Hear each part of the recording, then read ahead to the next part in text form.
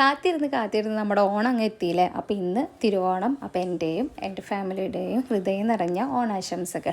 അപ്പോൾ ഞാനൊരു 4:45 ഞാൻ എണീറ്റുണ്ട് കേട്ടോ. ഞാൻ എണീറ്റ് പാടെ കുളിച്ചു, കാരണം സച്ചുവിൻ്റെ പിറന്നാളും കൂടിയിട്ട്. അപ്പോൾ ഞാൻ കുളിച്ചിട്ട് തന്നെ കേട്ടോ ഫുഡ് വയ്ക്കാറുള്ളൂ. പിന്നെ വെജിറ്റബിൾസ് മുഴുവൻ ഞാൻ തലേദിവസം അരിഞ്ഞ് വെച്ചിട്ടുണ്ടായിരുന്നു കേട്ടോ, കാരണം അതിന് വേണ്ടിയിട്ട് നമ്മൾ അല്ലെങ്കിൽ രാവിലെ ഒരുപാട് സമയം കളയേണ്ടി വരും.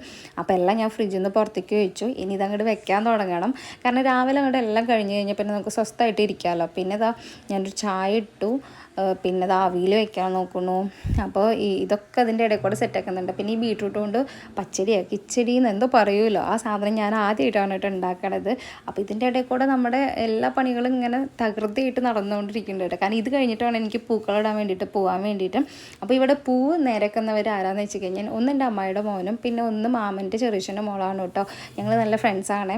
അപ്പോൾ ഇവൾക്ക് ബാംഗ്ലൂർ എക്സാം ഉള്ളതുകൊണ്ട് അവൾ അവിടെ ഇരുന്നു. പിന്നെ തിരിച്ചിപ്പോൾ ഇന്നാണ് വന്നത്. അപ്പോൾ ഷൊർണൂർ ഇറങ്ങി എൻ്റെ കൂടെ തൃശ്ശൂർക്ക് പോകാമല്ലോ പറഞ്ഞിട്ട് പിന്നെ ഞാനിത് അവിടെ പാത്രങ്ങളെല്ലാം കഴുകി വെച്ചു. ഒരുവിധം എല്ലാം കഴിഞ്ഞിട്ട് ഉണ്ടാക്കൽ.